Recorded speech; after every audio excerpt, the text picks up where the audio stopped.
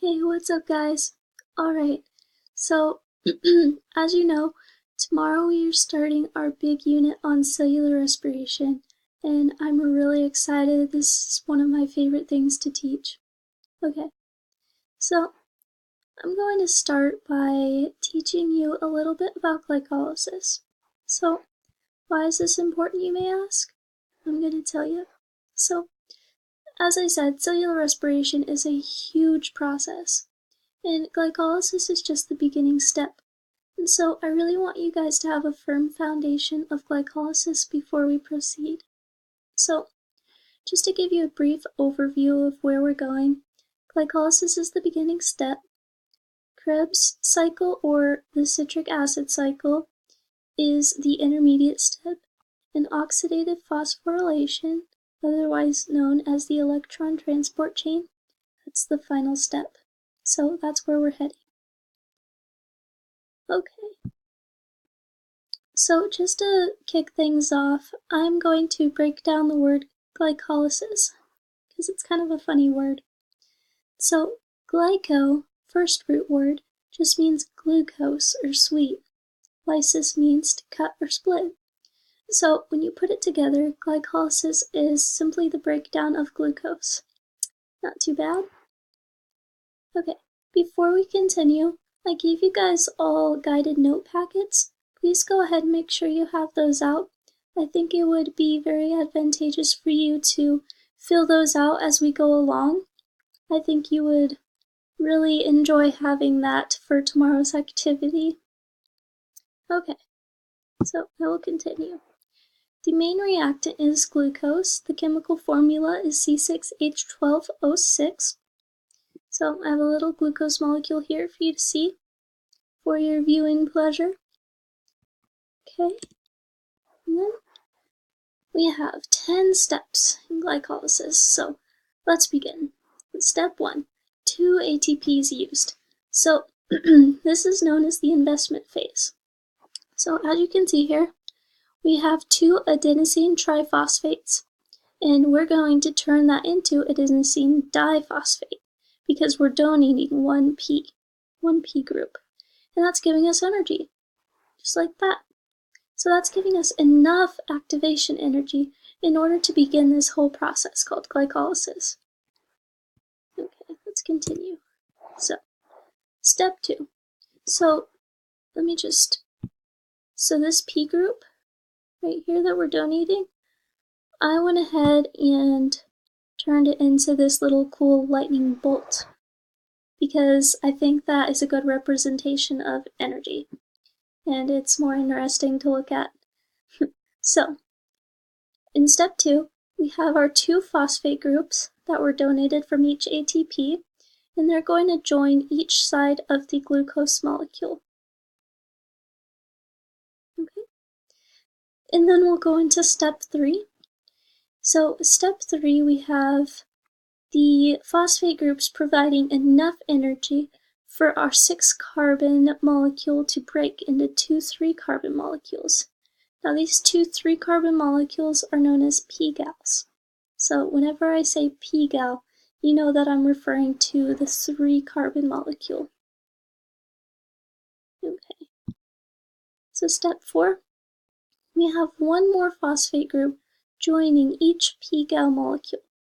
Now these phosphate groups weren't originally donated. They're sort of like free agents out in the cellular world. Okay, so step 5. You guys remember learning about NAD+ in our last unit? So we have 2 NAD+ that are coming in, and they're latching onto the p-gal molecules. So now we have 2 3-carbon p-gal molecules, each with a phosphate group on both ends, and now with the NAD+ attached. Okay, so next, and this happens quickly, the phosphate groups here supply enough energy to energize this NAD+ molecule. And that leads us into step 7. The NAD+ turns into NADH. So I've kind of simplified our visual because this was getting a little crowded for my liking. So I turned our images into this. So these big circles are carbons, the little circles are phosphates, and of course we have our NADH. Okay, that's going to take us into step 8. So our NADH molecules are just released into the atmosphere of the cell. Step 9, 2 adenosine diphosphates are going to come in and they're going to steal back their phosphate groups that they originally donated. Okay.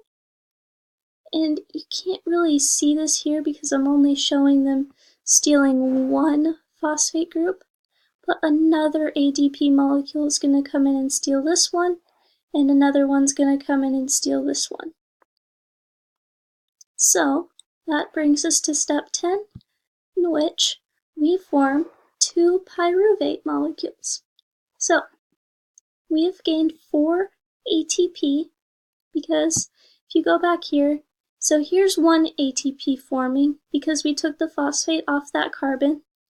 Here's another ATP forming because we took the phosphate off this carbon.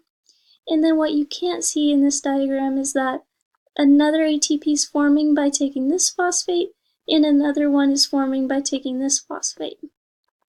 So that's why we have these naked carbon molecules here. And we've gained 4 ATP, but if you remember, we lost 2 in the beginning investment phase. So that's why we only have a net gain of 2 ATP. So we're left with 2 pyruvate, yes, and these are our products, but they're going to become our reactants in our next phase, which is the Krebs cycle, which I cannot wait to teach. But we're going to focus on glycolysis for right now. So tomorrow when you come to class, we're going to be doing a fun activity. I'm going to have you guys creating a video. Now, you'll be collaborating with a group, and just so you're prepared, I would like you to familiarize yourself with Screencast-O-Matic. That's Screencast and then O-M-A-T-I-C. So go ahead and download that software and it shouldn't take you long to figure out how to use it. That's what I'm using to make this video right now. So go ahead and have that ready to go for tomorrow because that's what you'll use to make your videos. Also, as you know, we have a class store and I've been giving out ATP currency for good behavior and good grades and such. So tomorrow you guys will be able to purchase materials from our class store in order to create your video. The main objective of your video is to show me your breakdown of glycolysis. And I can't wait to see what you guys come up with because I know you're a really creative bunch. Looking forward to tomorrow. See you guys.